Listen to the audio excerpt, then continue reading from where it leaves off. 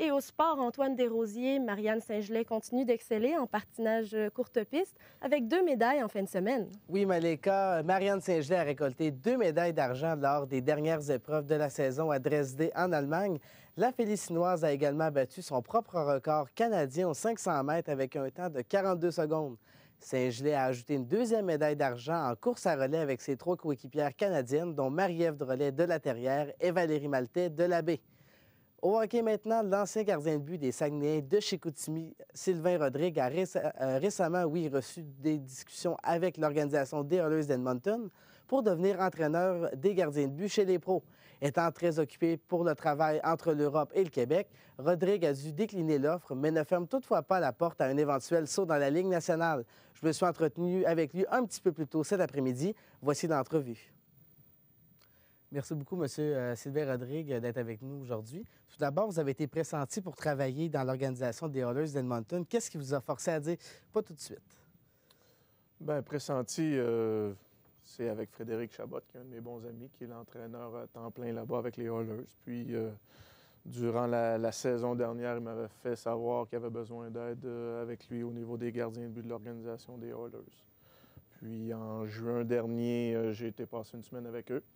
C'était l'évaluation de tous les nouveaux joueurs qui avaient du repêchage. Donc, Neil Yakupov était sur la glace, qui est très impressionnant en passant. Puis, il y avait 6 gardiens de but, 2 de la Finlande, puis il y avait les gardiens de but du Canada, des États-Unis.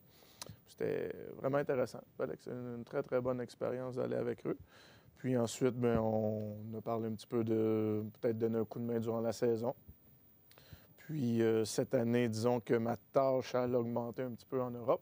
Oui. Donc, c'est pas toujours facile de réussir à faire un horaire qui se tient avec tout ça, puis pas laisser personne de côté. Donc, jusque-là, ça devient très difficile avec n'importe quelle autre équipe à l'heure actuelle de trouver de l'espace dans l'horaire pour réussir à donner un coup de main. Mais dans le futur, c'est pas une porte que je me fais. Quel aurait été votre rôle au sein de l'organisation? Est-ce que vous auriez été plus avec les Barons ou vous seriez vraiment resté avec les Oilers? De ce qu'on m'avait parlé, c'était aller donner un coup de main durant le camp d'entraînement. OK. En septembre avec l'équipe pour faire une bonne évaluation de tout le monde. Ensuite, c'était plus donner un coup de main au niveau du développement des gardiens de but de toute l'organisation. Donc, ça pouvait être aller quelques jours à Oklahoma City. Ça pouvait être donner quelques jours à Stockton en Californie, l'équipe de la East Coast. On a 2 gardiens de but finlandais. Il y en a un qui est à Helsinki, il y en a un autre qui est à Jyväskylä, une petite ville un petit peu plus loin que Helsinki en Finlande. OK. Puis aussi les gardiens qui ont été repêchés, donc qui jouent encore dans la Ligue canadienne ou dans la USHL ou quoi que ce soit. On sait qu'il y a eu un hockey dans la Ligue nationale. À quoi ressemblait le hockey en Europe, notamment avec l'arrivée de plusieurs joueurs de la Ligue nationale? Bien, c'est certain que le calibre a augmenté de beaucoup. Chaque équipe a emmené 2 à 3 joueurs de la Ligue nationale au sein de leur équipe. Puis, si on prend par exemple au niveau de la Ligue nationale en Suisse, qui était la ligue vraiment la plus recherchée par les joueurs de la Ligue nationale par rapport au voyagement qui est facile, le niveau qui est très, très élevé. Puis, c'était une bonne opportunité pour eux de réussir à garder la forme. Puis, c'est une ligue qui est extrêmement rapide, donc ça s'approche beaucoup du niveau de la Ligue nationale côté vitesse.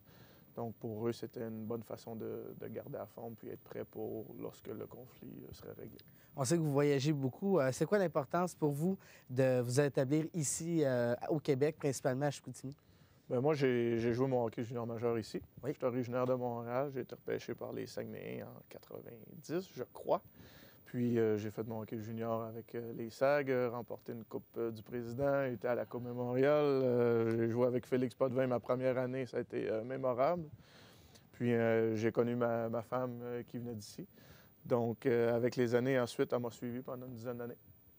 Et on est revenu dans la région en 2001 pour s'établir ici. Je voulais savoir, bon, avant votre départ pour la Suisse, qui va se faire dans quelques jours, vous allez donner un coup de main au gardien Pee-Wee 2A des Espoirs de Saguenay lors du prochain tournoi Pee-Wee qui va avoir lieu à Québec. Quelle sera votre implication, principalement au niveau de l'équipe de Saguenay? Bien, mon implication est très, très simple. mon plus grand garçon, mon plus vieux, il joue au sein de cette équipe-là. Puis la semaine dernière, j'ai été avec eux, je crois, deux entraînements sur la glace en après-midi.